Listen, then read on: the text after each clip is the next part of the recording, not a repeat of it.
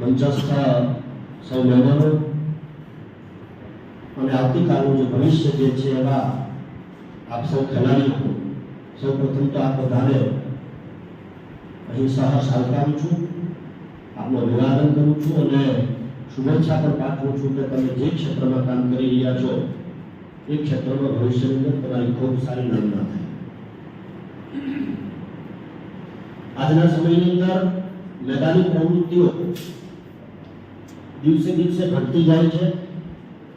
માણસ દિવસે ને દિવસે સેલ્ફ સેન્ટર્ડ વધુ બનતો જાય છે. ત્યારે આજના સમયમાં તાકી જો કોઈ જરૂરિયાત હોય તો હું એવું માનું છું કે મેદાની પ્રવૃત્તિઓની છે.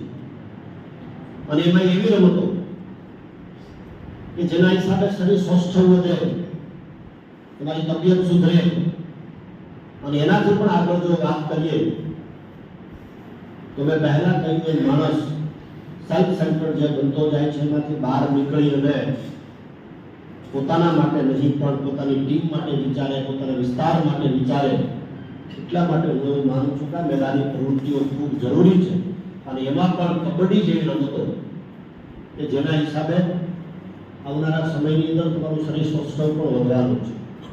Thank you sir. સૌથી પહેલા બધાને જય શ્રી કૃષ્ણ, જય શ્રી રામ. મંચસ્થ ઉપર બિરાજમાન એવા મહાનુભાવ બધા ઓળખો જ છો, ઇન્ટ્રોડક્શન સર આપ્યું જ છે.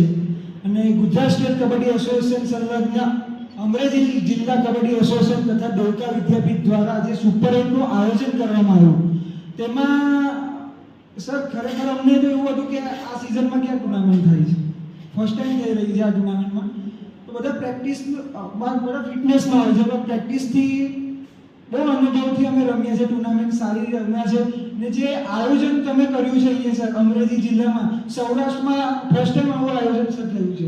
એમાં દેવકા વિદ્યાપીઠનો અને અમરેલી જિલ્લાનો ખૂબ આભાર માનું. ખાસ તો સર જમવાનું જે બધા એસોસિએશન બધે સારું જ મળે છે, પણ એ સ્વાદ અનુસાર જમવાનું મળ્યું છે. પહેલાં એ વસ્તુ છે.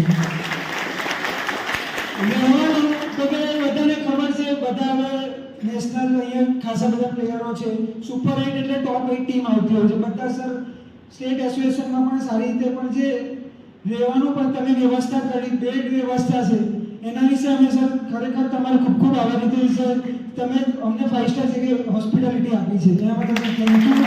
અને અમે ઈચ્છીએ છીએ કે ફરી આવી સૌરાષ્ટ્ર જિલ્લામાં ટુર્નામેન્ટ થાય અને સૌરાષ્ટ્રની ટીમો પણ હવે ધીમે ધીમે ઉપર આવી રહી છે. તો અમે ખરેખર હવે ઈચ્છીએ છીએ કે અમરેલી જિલ્લા પાછું કંઈક આવું આયોજન કરીએ અને અમે આટલા દૂર પાછા રમવા આવીએ આપણા. Thank you so much sir.